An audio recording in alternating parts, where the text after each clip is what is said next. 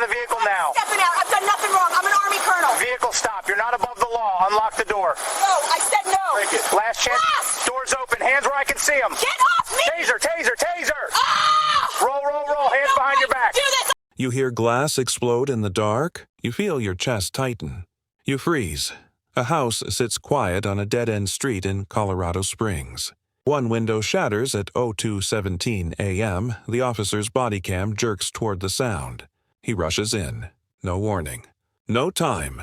Inside, a retired Army colonel stands over a busted frame, breathing hard. Shards cover the floor. Alarms scream. His hands shake. His daughter hides behind a couch. Her voice cracks as she whispers for help. Police shout commands. The colonel stares like he does not hear them. His eyes look past the officers, focused on something else. Something no one else sees. 1 step. 2 steps. They repeat orders. He does not move. The daughter begs officers to stop. She begs her father to listen. No one does. His hand reaches toward his waistband. Officers draw down.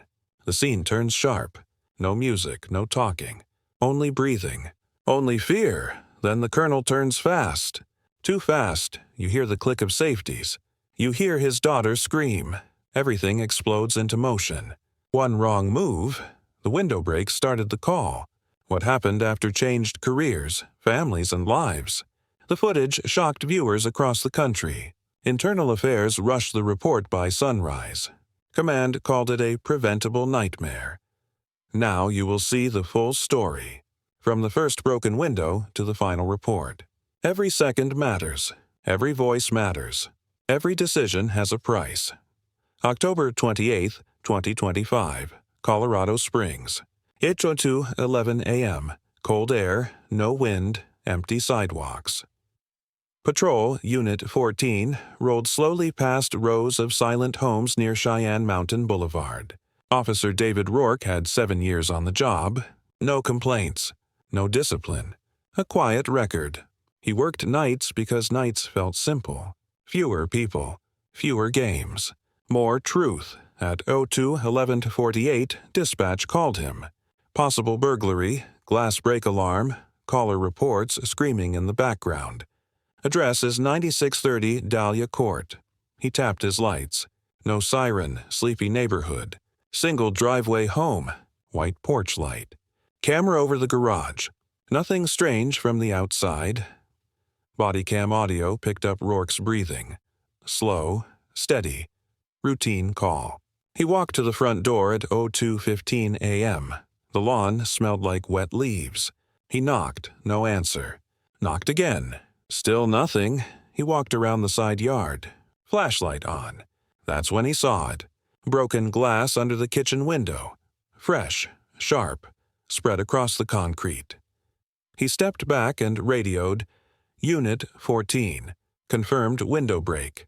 Request additional unit, a quiet voice echoed from inside. A girl, young, scared. The audio caught her trembling plea. Stop, please stop. Rourke didn't know who she was.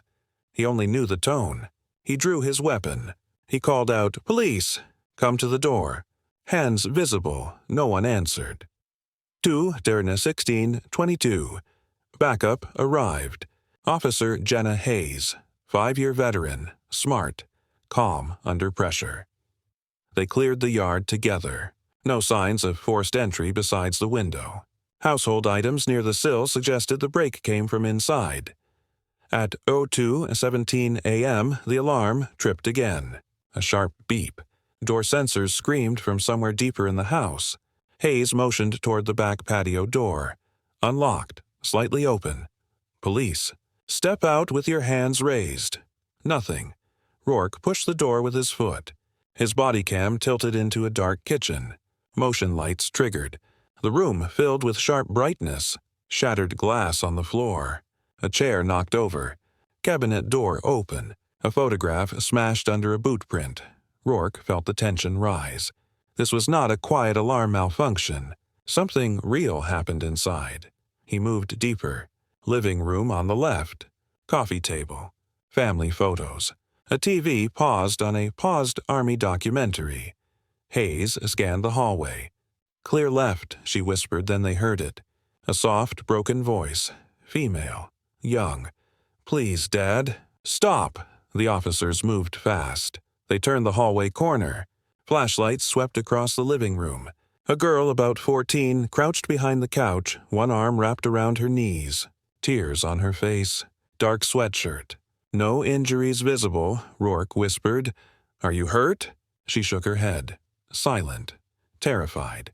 Hayes stepped closer. "What's your name?" "Emily." "Emily, where's your dad?" Her eyes drifted upward, toward the dining room. Toward the man standing at the broken window. 2:17-52. Bodycam caught the first full view of him. Colonel James O'Reilly. Retired last year. Decorated service record. 2 tours overseas. Married. Widower after a car crash in 2022. Since then, he lived alone with his daughter. He wore a gray t-shirt and pajama pants. Bare feet, blood along his knuckles from breaking the glass. He stared out the frame as if waiting for someone outside. Shoulders tense. Chest rising fast, Rourke gave clear orders.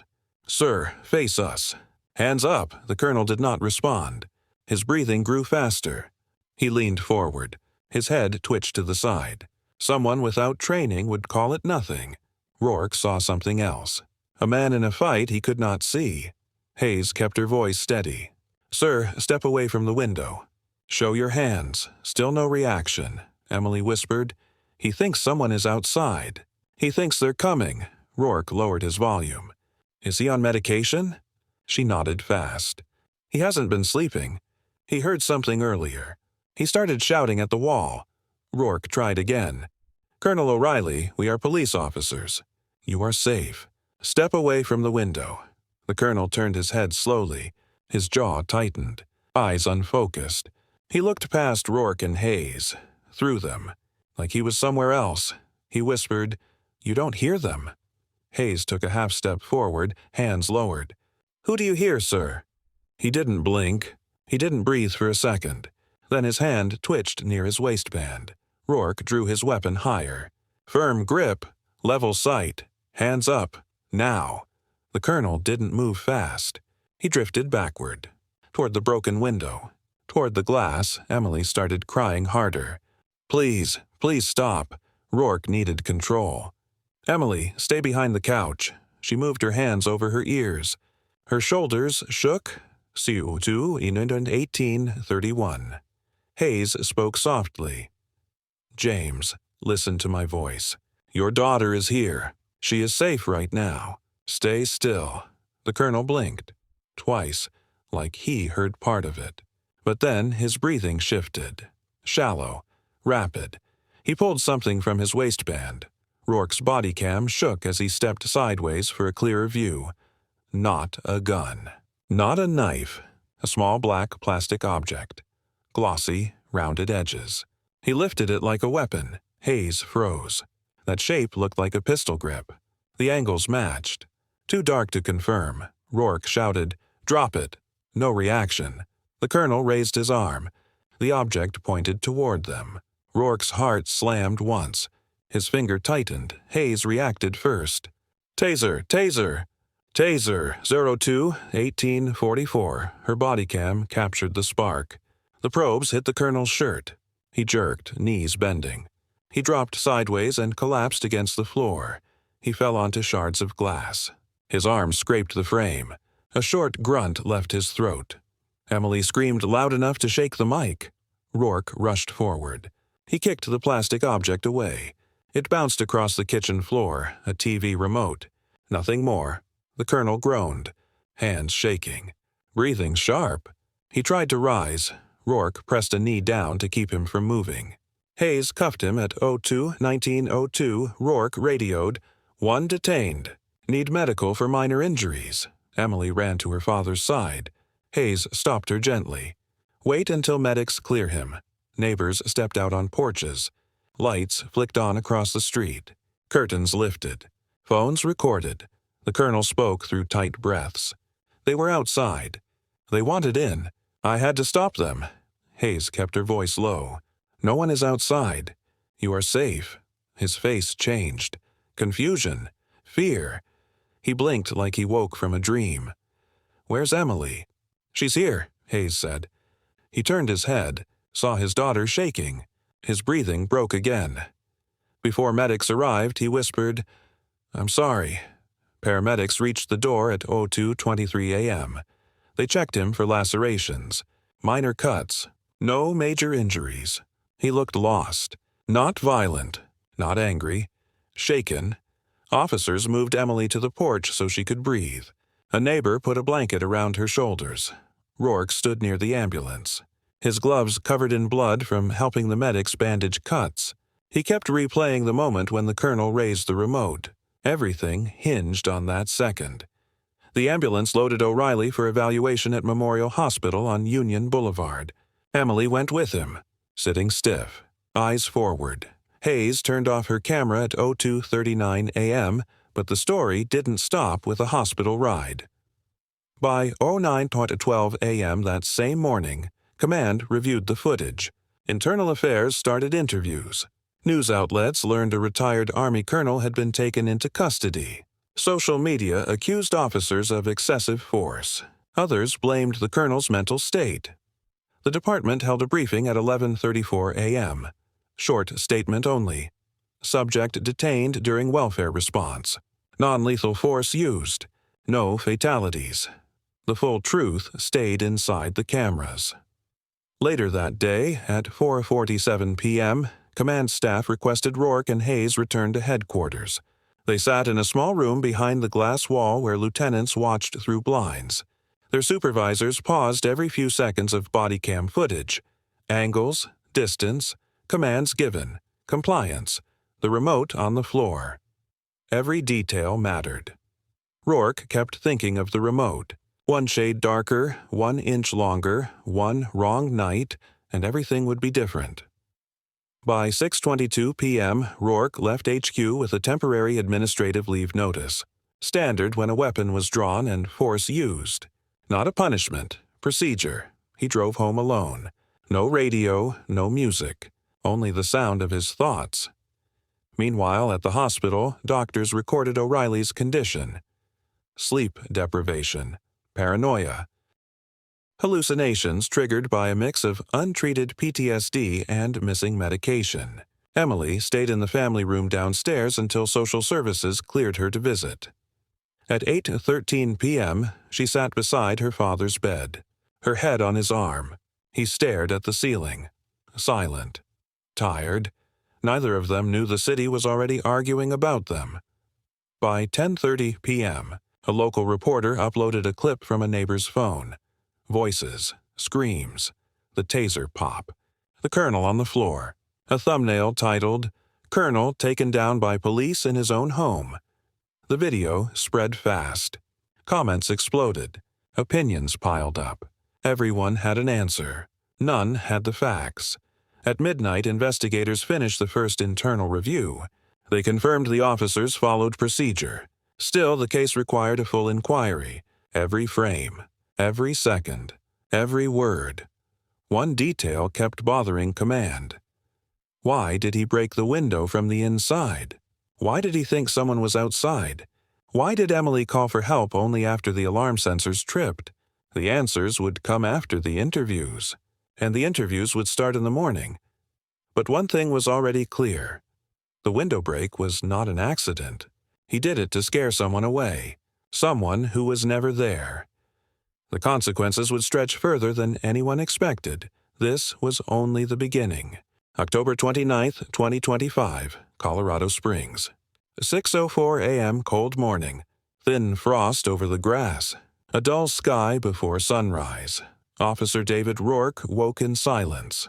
No patrol uniform, no gear in his car. Administrative leave kept him home. His badge sat on the nightstand next to a cold cup of coffee he never finished. He replayed the moment the taser hit. The sound, the fall. Emily screaming. He feared staying still. He feared movement, too. He felt stuck in his own head. The sun lifted over the ridge at 07:08 a.m. A soft yellow line crossed his living room floor. His phone vibrated. One message from Sergeant Leland. IA needs you at HQ by 10 UMass. Be ready for a full statement. Rourke stared at the screen. His stomach tightened. He showered fast. Short shave. Quiet drive. He pulled into the department lot at 09:32 a.m. No one waved. No small talk. Officers respected him, but everyone knew what an inquiry meant. Inside HQ, the hallway lights hummed, a low, steady sound. Rourke checked in at the front desk. The clerk guided him to conference room B. A clock on the wall read 09:44 a.m. The room held a long table, metal chairs, and a digital screen waiting to replay bodycam video. Internal Affairs investigator Marcus Leary stood near the door. Tall, firm shoulders, calm voice. He had been with the department 18 years. He saw every version of wrong calls, right calls, and close calls. Leary shook Rourke's hand. "Sit when ready." Rourke sat. No small talk. No warm-up. At 10:01 a.m., the camera on the wall started recording the formal interview. Leary's voice stayed steady.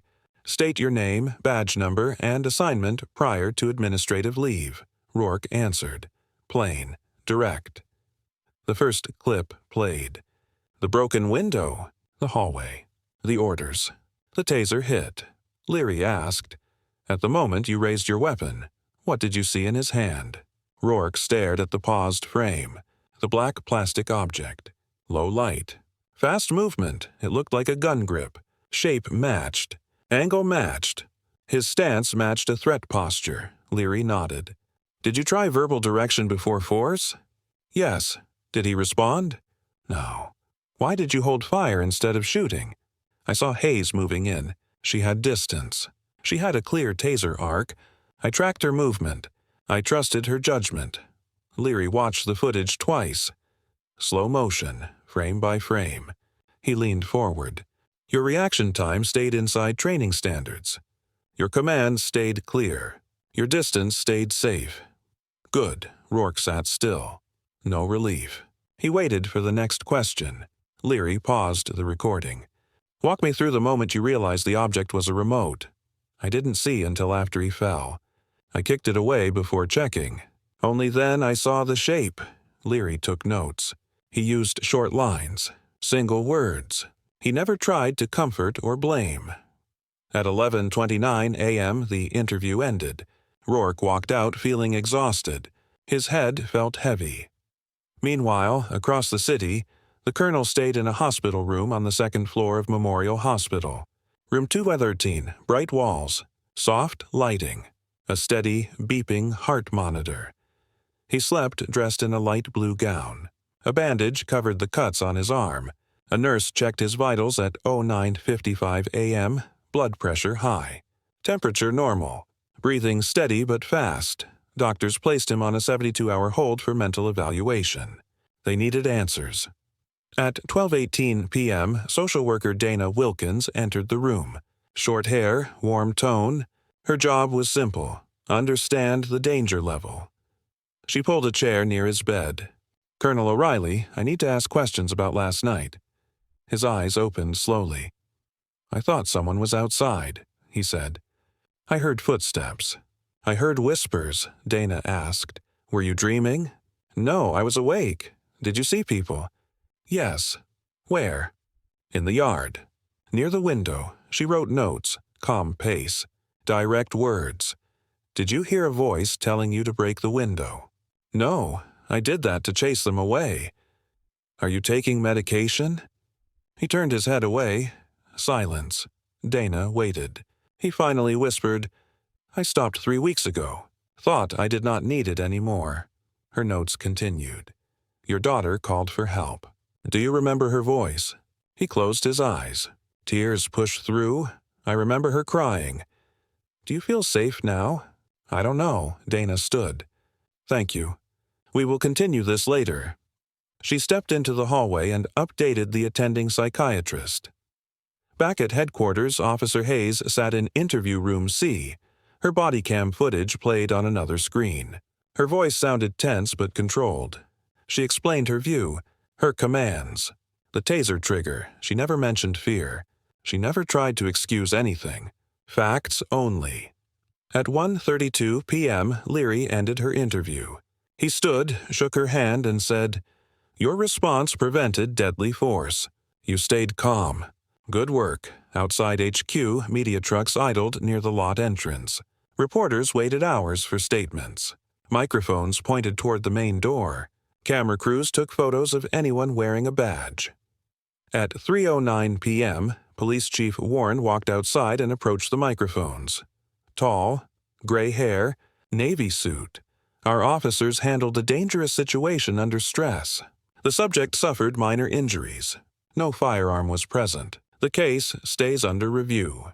We ask the public to avoid spreading false claims. A reporter shouted, "Did the officers use excessive force on a veteran with trauma?" The chief paused. We review every case. This one is no different. By 4:20 p.m., the press left. But online posts grew louder. Comments labeled officers as reckless. Other comments accused the colonel of faking symptoms. Rumors everywhere. At 5:47 p.m., Emily sat in a family room near the hospital cafeteria, her school backpack by her feet, homework untouched. She watched vending machine lights flash while holding a warm cup of cocoa. A counselor sat with her. "Emily, can you tell me why you called 911? Her voice stayed low. He started shouting at the window. He said someone was outside. He told me to hide. He punched the glass. The counselor nodded slowly. "Did he hurt you?" "No."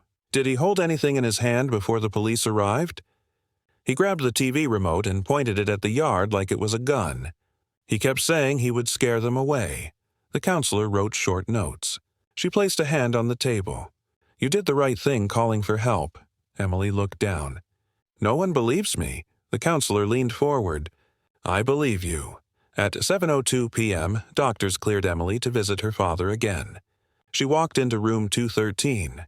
He sat upright, arms folded, eyes heavy. He whispered, "You called them." She nodded. "I was scared," she said. His shoulders dropped. He reached for her hand. They sat together in silence.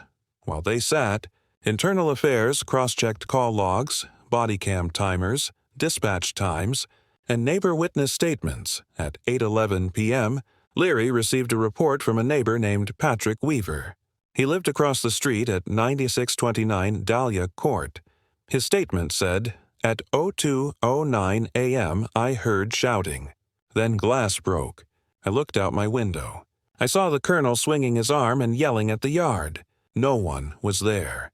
That report aligned with everything officers saw, but the case was not finished yet.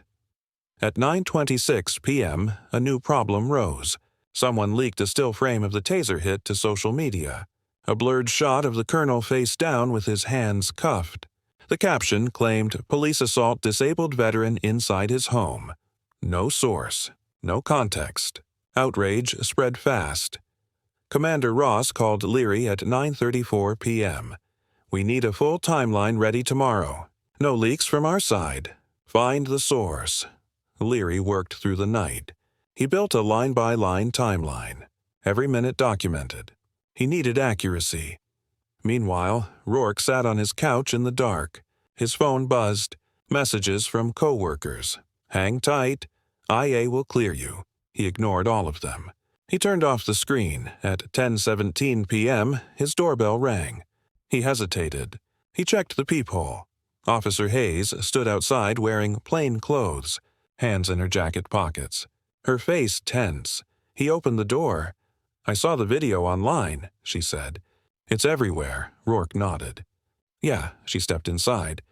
The living room felt small, dim lamp. "No sound. You did nothing wrong," she said. He raised an eyebrow. "That won't matter to people watching a 5-second clip." She sat on the arm of a chair. "We followed every rule." He ignored orders. He raised a dark object shaped like a gun. "You held fire.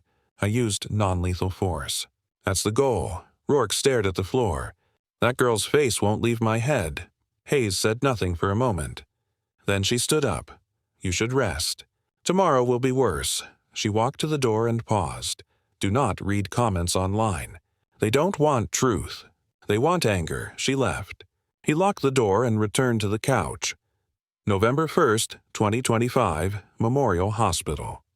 11:12 a.m. doctors finished their evaluation of Colonel O'Reilly. Diagnosis: PTSD flare-up with psychotic features triggered by stress and medication withdrawal. He needed treatment, monitoring, and safe discharge plans. A psychiatrist spoke to him. "You frightened your daughter. She feared for her safety." He nodded. "You need structured therapy. You need medication. You will not leave today." He turned toward the window. The same window he once jumped toward, convinced enemies waited outside. Now he watched cars pass on Union Boulevard. Everything felt distant. At 12:04 p.m., Sergeant Leland visited the hospital. He met with Emily and her aunt, who had flown from Denver. The aunt agreed to care for Emily until discharge. Emily asked, "Will my dad be arrested?" Leland shook his head. "Not now. This is a medical issue. We want him safe." She looked relieved. She hugged her backpack, but trouble was not gone. At 2:19 p.m., a small protest formed outside HQ on Tejon Street. 10 people at first, then 30, then more. Posters lifted. Support veterans. Police abuse. Cameras don't lie. Most had no clue what happened inside the home. They saw a photo without context. By 3:02 p.m., local news crews set up live feeds. A reporter shouted into a mic, "Citizens demand answers after police used force on a decorated veteran." At 4:15 p.m., Chief Warren held a second press statement. "Our officers attempted verbal control. Non-lethal methods were used. The subject was confused and disoriented. He is receiving medical care. The case remains under review. We will release full footage after legal clearance." A reporter yelled, "Are the officers suspended?" "No," Warren said. "They followed procedure." The crowd disagreed. Inside the hospital at 5:03 p.m., Colonel O'Reilly asked a nurse for a phone. He called his daughter's aunt. He asked for Emily. His voice shook when she picked up. "Did they hurt you?" he asked. "No," she said. "They helped me." He closed his eyes. Tears rolled down his temples. "I'm sorry." By 7:30 p.m., Emily fell asleep in her aunt's guest room in Denver. A small lamp glowed near her bed. Her phone buzzed with texts from classmates, screenshots, links, rumors. She put the phone face down and cried silently into her. Pillow. November 2nd, 2025. 07:12 a.m., Colorado Springs. Police Headquarters Leary printed his full report. 7 pages. Timeline. Witness statements. Officer interviews. Bodycam screenshots. Legal notes. He needed one last review from Commander Ross. Ross skimmed page after page. His pen tapped whenever a detail mattered. "You wrote this clean," Ross said. "No gaps." He placed the report inside a locked evidence drawer. At 08:26 a.m., Leary received a call from a sheriff's deputy in Pueblo. A man named Doug Carter shared a rumor online. Claims he saw the police force entry before commands. Says he has proof. Leary frowned. "Did he live on the street?" "No." "Was he at the scene?" "No." Then he has nothing. But rumors spread faster than facts. At 11:50 a.m., an online streamer with 2 million followers posted a rant accusing officers of brutality. No research. No evidence. He called for protests. By 4 p.m., 50 people gathered downtown again. Chants echoed across Tejon Street. Officers monitored from a distance. Inside the hospital, Colonel O'Reilly met with a therapist named Laurel Scott. Her voice was calm, her questions direct. "Do you understand why police responded?" He nodded. "Do you remember pointing the remote?" He shivered. "I thought someone was in the yard." "Do you remember the officers ordering you to raise your hands?" "Yes. Why didn't you?" "I heard something else. I thought someone was behind them. I was trying to protect my daughter." Laurel wrote notes. "Do you feel safe now?" He nodded slowly. "At this time, do you feel like hurting yourself or anyone else?" He shook his head. She continued. "We will adjust your medication and create a treatment plan. You need structure. Your daughter needs you stable." He swallowed. "I understand." At 6:42 p.m., the hospital approved a supervised release for November 4th, with conditions. Follow medication therapy twice a week. Temporary guardianship of Emily by her aunt safety checks weekly.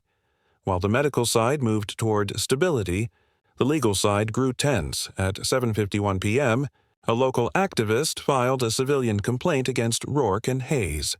He claimed excessive force. No evidence. But once filed, the department had to respond. Commander Ross called Leary. "We must open a secondary review. Pull traffic logs, officer GPS, dispatch archives. The complainant claims they rushed the house without reason." Leary sighed. "The bodycam shows they gave warnings. Doesn't matter. We follow process, so the work doubled." Meanwhile, Officer Hayes returned home at 9:08 p.m. Her lights stayed off. Her blinds stayed closed. She sat at her kitchen table and stared at her badge. She loved the job. She feared losing it over lies. Her phone buzzed. A message from her mother. "Do not watch the news. Come by tomorrow." She powered off the phone. November 3rd, 2025, said 05:44. A.M. Rourke woke before sunrise. He stepped outside and breathed cold air. He hated staying home. He needed routine. Without patrol, his thoughts filled the silence. At 08:12 a.m., he drove to a coffee shop on North Nevada Avenue. He ordered black coffee and sat near the window. Two men at another table whispered. One pointed at his face. Rourke did not react. He finished his drink and left. At 09:30 a.m., he met his attorney at a downtown office, not because he was charged, but because any officer under public attack needed protection. The attorney spoke plainly. "Stay silent online. No statements. Let IA finish the process. The footage protects you." Rourke nodded. At 11:00 a.m., Leary finished pulling radio archives. Dispatch audio matched officer reports. Everything aligned with policy. He sent an update to the chief. "Evidence supports lawful response." The chief replied, "Prepare public summary." But timing mattered. If released too early, critics would claim cover-up. If delayed, anger would grow. At 3:10 p.m., a new twist arrived. The hospital reported a concern. While signing paperwork for discharge planning, the colonel paused mid-sentence. He stared at the wall. He whispered, "Someone is waiting outside." Nurses checked the hall. No one there. Laurel re-evaluated him. She noted lingering symptoms. She extended his hold. Release delayed, Emily visited again at 4:57 p.m. She held his hand. He looked tired, but calmer. "I want to go home," he whispered. "You will," she said. "Not without you." She nodded. At 6:23 p.m., the psychiatrist increased his medication dosage. At 9:10 p.m., the hospital security office called the police. A small group of protesters gathered on the sidewalk outside. 5 people at first, then 10. They yelled at officers walking into the ER entrance. One man shouted, "Free the colonel!" Hospital security asked them to leave. They refused. At 9:44 p.m., CSPD officers arrived and escorted them off public property. No arrests. No force news crews recorded everything. At 11:40 p.m., the hospital reinstated stricter security. One guard near the second-floor elevator locked visitor list. No cameras inside rooms. November 4, 2025. OWAWAC AMIA concluded its secondary review. Every timestamp matched. Every command recorded. Every policy followed. Commander Ross approved the final findings. At 10:02 a.m., Chief Warren met with the city manager. He handed over the file. "Officers acted lawfully," he said. "The subject suffered a mental health crisis. Force was minimal. Injury minimal. This case needs closure," the city manager nodded. "We will prepare a public statement." But the public did not wait. At 12:15 p.m., protesters grew louder downtown. Now over 80 people. Signs waved. Chants echoed. The message was simple. Justice. Yet no one knew what justice meant. Inside room 213, Colonel O'Reilly sat with Laurel again. She spoke softly. "I know you want to go home, but your symptoms resurfaced last night.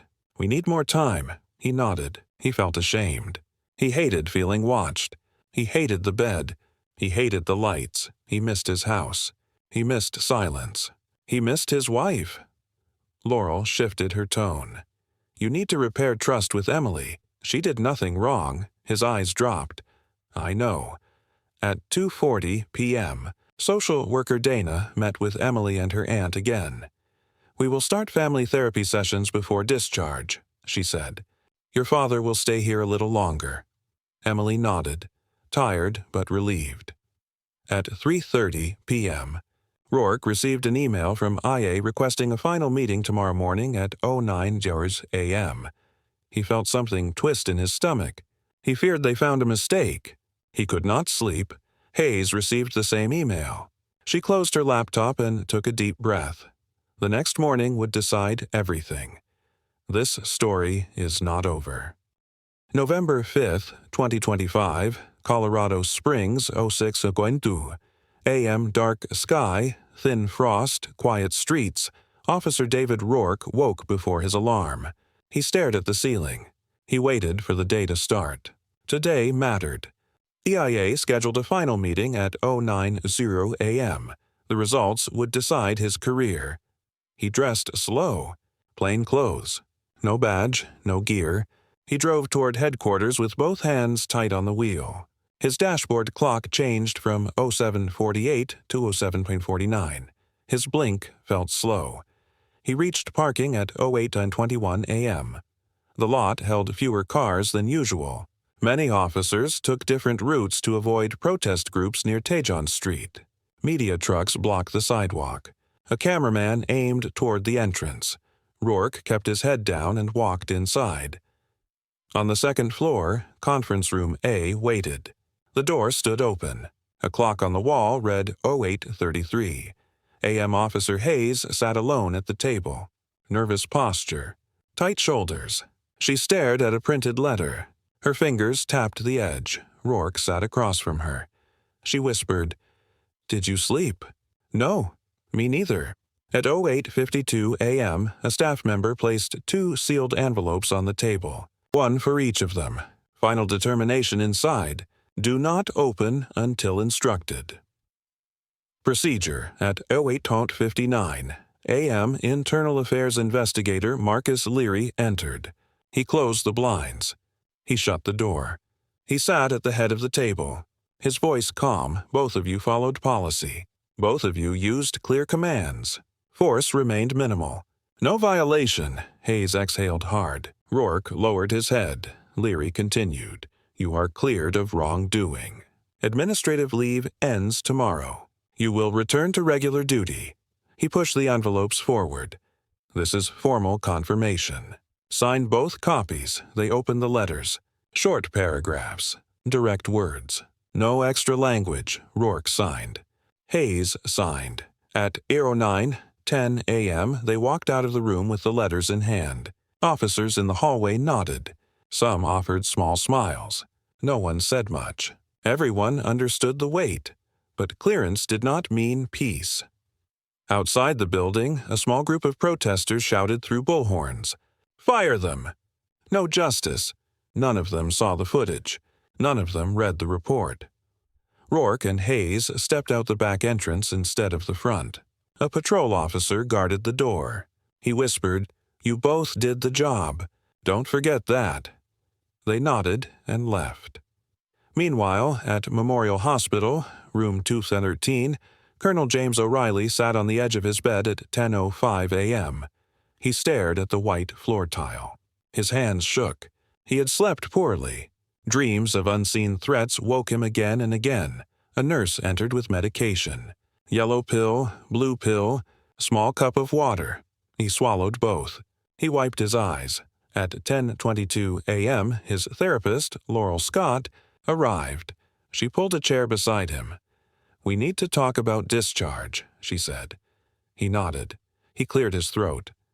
"I made a mistake." Laurel leaned forward. "What mistake?" "I frightened my daughter." I scared the officers. I thought I was protecting her, but I was wrong. Laurel wrote a short note. You are improving. Your awareness is higher today. Your thoughts are clear. Therapy continues after release, but this is progress. He asked the question that never left his mind. Will they charge me? Laurel paused. No charges now. The department sees this as a medical emergency. His shoulders dropped.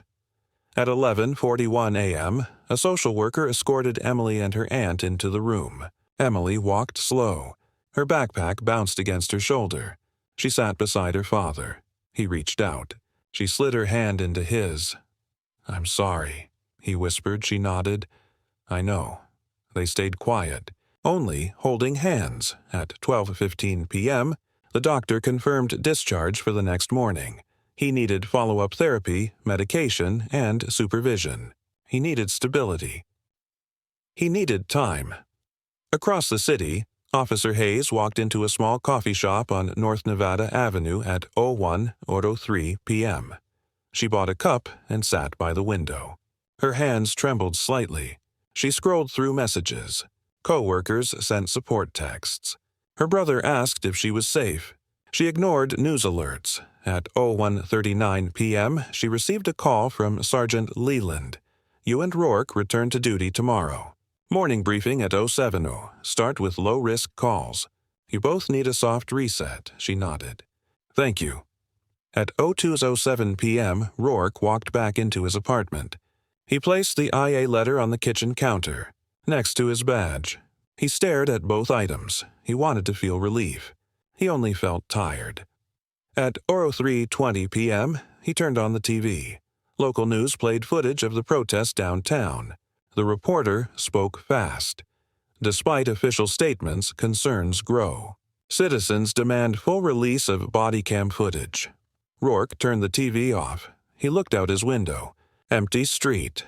Quiet afternoon. At 04:10 p.m., his phone buzzed. A text from Hayes. We return tomorrow. Try to rest. He put the phone face down. Across town at 05:02 p.m., Internal Affairs Investigator Leary worked on a separate issue. Someone in the department leaked a still image to social media. Policy breach. Serious violation. He reviewed server logs, access times, user accounts. He traced the leak to a civilian clerk named Matthew Driggs, 26, hired 8 months ago. At 05:47 p.m., Leary walked into record storage. Driggs sat at a terminal, headphones on, browsing his phone. Leary tapped his shoulder. Step into my office. Driggs followed, confused. He sat down. Leary closed the door. Did you release a photo of the arrest last week? Driggs blinked fast. He swallowed. No. Leary slid a printed timestamp across the table. You accessed the upload folder on October 29th at 10:55 p.m. 1 minute later, the image went online. Your IP address matches. Driggs froze. I didn't think... Leary cut him off. You signed a confidentiality agreement. You broke it. You turned a private case into public chaos. Driggs slumped in his chair. I'm sorry. Leary stood. You are terminated effective immediately. HR will escort you out. Hicks looked pale. Security walked him out of the building at 06:11 p.m. By 06:40 p.m., Leary emailed Chief Warren. Leak source confirmed. Employee dismissed. Issue closed. At 07:02 p.m., the department released a short update to the media. Internal review cleared both officers. Force used was minimal and lawful. The subject suffered a mental health crisis and is recovering. Full footage will be released Friday after legal processing. Some believed it. Some ignored it. Noise continued. At 08:12 p.m., Colonel O'Reilly sat in the hospital cafeteria with Emily. His therapist approved supervised movement outside the room. They ate sandwiches in silence. Emily finally spoke. When we go home, will you be okay? He lowered his head. I will work to be okay. I failed you. She shook her head fast. You were sick. That's not the same. He closed his eyes. Her words meant more than any report or medication. At 09:33 p.m., nurses escorted them back to room 213. He slept early, exhausted. At 11:56 p.m., the hospital security camera recorded a figure walking near the emergency entrance. A hoodie, covered face, holding a sign. The sign read, "Free the Colonel." Security approached. The person walked away.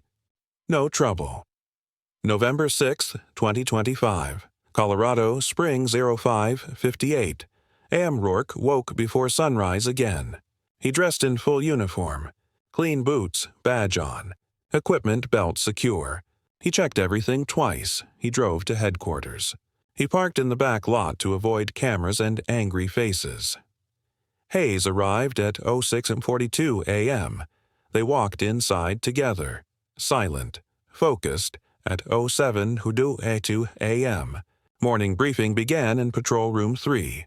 Lieutenant Sanders stood at the front. Short, direct voice, "Rourke and Hayes are cleared. They return to duty today. They will handle low-risk calls only." A few officers nodded. Some clapped once. Support, quiet but real. At 07:31 a.m. they returned to Patrol Unit 14. Rourke slid behind the wheel. Hayes sat in the passenger seat. The engine rumbled. The radio crackled. They rolled away from HQ and back into the city. Their first call at U8:04 a.m. Noise complaint near Peterson Road.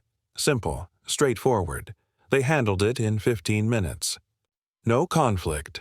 Second call at E09:13 a.m. Traffic assistance near Fillmore Street. Minor fender bender. 2 cars, no injuries. They wrote the report and moved on. Each call felt like breathing again. At 10:20 a.m. they parked near a coffee shop. Rourke took a slow sip of water. He spoke first. "I keep thinking about the moment he turned with the remote. My head keeps replaying it." Hayes nodded. He lifted it like a weapon. Anyone would have reacted. Rourke stared out the windshield. "Did you hear the sound when he hit the floor?" "Yes." Silence filled the car. "We still saved his life," she said. Rourke nodded. He drove on. Meanwhile, at Memorial Hospital, room 213, doctors prepared discharge papers at 11:45 a.m. A nurse removed the IV port. The psychiatrist handed him a folder. Medication schedule. Therapy schedule. Emergency contact warning signs. He dressed in jeans and a dark jacket. Emily stood by the door with her aunt. At 12:09 p.m., they walked toward the exit. A gentle breeze outside. Cold, but not harsh. As they reached the parking lot, 2 news reporters approached. "Colonel O'Reilly, do you blame the police for what happened?" He froze. Emily squeezed his arm. He answered with steady words. "No. They protected my daughter. I was unstable. I needed help." The reporters looked startled. They expected anger. They got truth. "We will not do interviews today," his aunt said. They left. At 01:17 p.m., they reached the aunt's home in Denver. Emily carried her backpack inside. The colonel followed slowly. This house felt safe, quiet, warm. Across the city at 02:50 p.m., IA investigator Leary stood in the chief's office. He handed over the final packet. All reviews complete. No misconduct, the chief nodded. Release the footage Friday at 09 a.m. They knew public reaction would change. At 04:33 p.m., a judge signed clearance to make the footage public. Hours later, the department scheduled the upload. At 06:02 p.m., Rourke parked outside his apartment. He stayed in the car, engine off. Hands still on the wheel, he whispered to himself, "You did the job." He stepped out. At 07:10 p.m., he sat on his couch. He turned on the TV. A new headline. "Colonel thanks officers for protecting daughter." He stared at the screen. He felt a small weight lift. At 07:58 p.m., Hayes called him. "We did what we were supposed to do." "Yes." "Tomorrow will be louder. The footage will speak." He nodded, even though she could not see him. Friday would end the chaos. November 7th, 2025, Colorado Springs, U1851. AM social media buzzed. Users waited. At 09:06 a.m., the department uploaded full bodycam footage. 9 minutes, unedited, clear audio. Clear visuals. Commands repeated. Remote visible. Taser used controlled. Comments shifted within minutes. I didn't know he pointed something. The officers gave warnings. They didn't shoot. Good. Some still stayed angry. But many changed minds. At 10:04 a.m., a national reporter tweeted, "Full footage clears officers. Veteran recovering. Daughter safe. Case closed." At 11:33 a.m., a woman named Lisa Ramos sent Rourke a message. "My brother fought overseas. He had PTSD. You handled that call with restraint. Thank you." Rourke closed his eyes for a long moment. At 12:10 p.m., an email arrived from the police chief. "Good work. Take tonight off." Across the state, Colonel O'Reilly stood in his aunt's kitchen. He made tea for Emily. He moved slow. He breathed steady. He told her, "We will rebuild. One step at a time." She nodded. He poured tea into 2 mugs. He whispered, "I won't stop treatment. I won't scare you again." She leaned against him. Some wounds needed time. Some trust healed slow. Some families rebuilt, even after broken glass. At 08:41 p.m., Rourke stepped onto his balcony. He watched the quiet street. He breathed the cold air. He felt tired, but steady. He survived the inquiry. He saved the girl. He held fire when others might have shot. The story of the broken window was almost over. But one more night remained. November 8, 2025, Colorado Springs, 05:46 a.m. cold morning. Streetlights still on. Sky pale gray. Officer David Rourke woke before dawn. He sat up slowly, steady breathing, steady hands. Today felt different. Not like the chaos. Not like the inquiry. Quieter, cleaner, but not finished. He dressed in uniform and clipped on his badge. For the first time in days, the badge felt light. At 06:22 a.m., he pulled into the department parking lot. Fewer media crews. No bullhorns. Only 2 protest signs leaned against a trash can. Left behind. Forgotten. Inside, Patrol Room 3 held the morning briefing. Lieutenant Sanders started at 06:59 a.m. sharp. Bodycam footage changed everything, he said. Most complaints disappeared. Public response cooled. We returned to regular patrol schedules today. Sanders looked at Rourke and Hayes. You handled a dangerous call with restraint. You protected a child. You kept everyone alive. That matters. No applause. No celebration. Just truth. At 07:11 a.m., Rourke and Hayes left HQ in Unit 14. They headed toward South Academy Boulevard. Traffic light. Sun rising. Their first call came at 07:42 a.m., a welfare check near East Los Animas Street. An older man had not answered the door for his neighbor. They knocked. No movement. They knocked again. A shaky voice answered. The man opened the door, leaning on the frame. He stared at Rourke's uniform. "I saw the news," he said. "You treated that veteran with respect." Rourke nodded once. They checked his vitals, made sure he was safe, then cleared the call. Small moment. Still important. At 09:06 a.m., they responded to a shoplifting report near North Chelton Road. No chase. No force. Just paperwork. At 10:17 a.m., they assisted paramedics with a medical call. A woman fainted in a grocery store. Routine. Controlled. But the day was not done. At 11:42 a.m., dispatch radioed a new call. Domestic disturbance. Caller reports loud shouting, possible threat. Address, 452 McCabe Avenue. Hayes clicked the mic. Unit 14 responding. The neighborhood sat west of the hospital. Small houses. Quiet streets. Lawns covered with dead leaves. Rourke pulled to the curb at 11:49 a.m. They stepped out. Both hands rested near their belts. Not tense. Not jumpy. Prepared. A middle-aged woman waved from the sidewalk. Trembling hands. Wide eyes. "He's inside," she said. "He won't calm down. He's breaking things." Rourke and Hayes moved toward the house. Front door open. Voices inside. Sharp words. Glass clinking. Police, Hayes called out. Step outside with your hands visible. A man in his 30s approached. Hands open, shaking, eyes red. My brother is in the kitchen. He's not armed. He's upset. Don't hurt him, Rourke nodded. We won't. We need to talk to him. They stepped inside. The kitchen looked like a storm passed through it. Broken plate on the floor. Chair on its side. A man leaning on the counter, head down. Hayes spoke first. Sir, we're here to help. He didn't turn.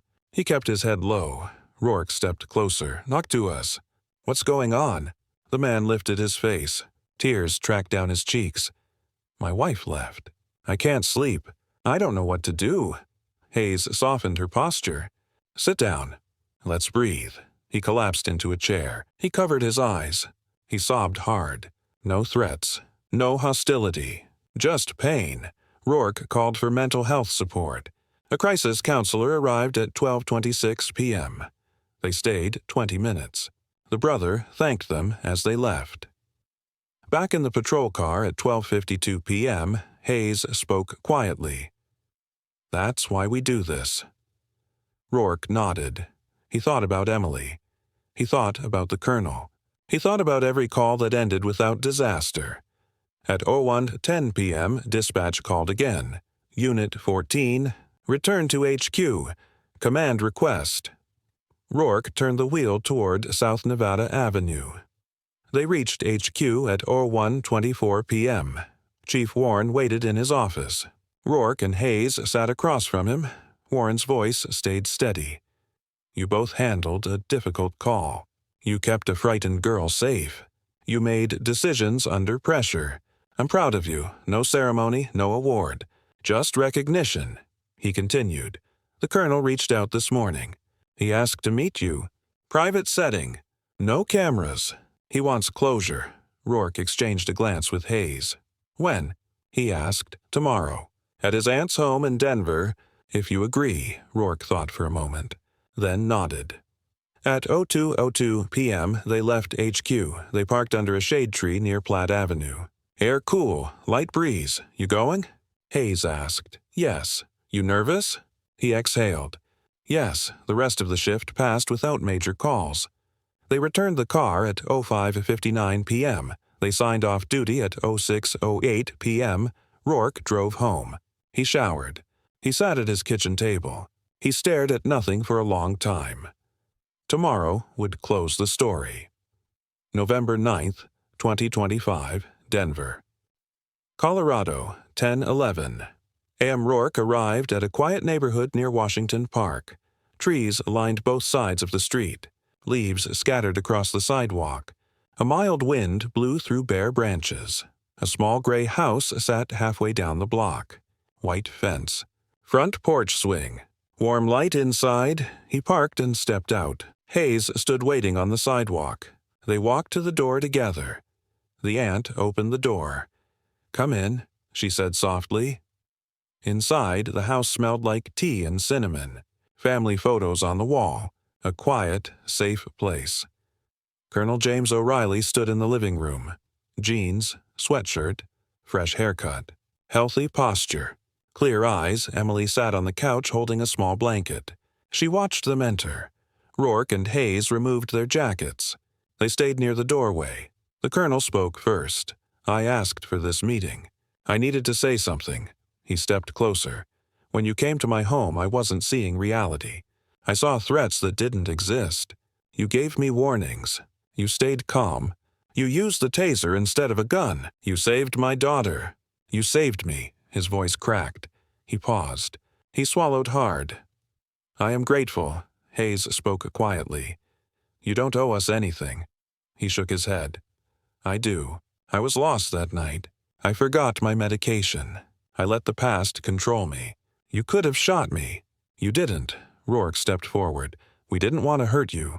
We only wanted everyone safe. Emily stood. She walked toward them. Her voice small but steady. Thank you for helping my dad. Thank you for helping me. She hugged Hayes first. Then Rourke, short, tight, shaking slightly. No words needed. The aunt offered tea. They sat at the dining table. Steam lifted from mugs. Small spoons clinked softly. The colonel asked, "Will you tell me one thing?" "What is it?" Rourke asked. "When I pointed the remote, what did you feel?"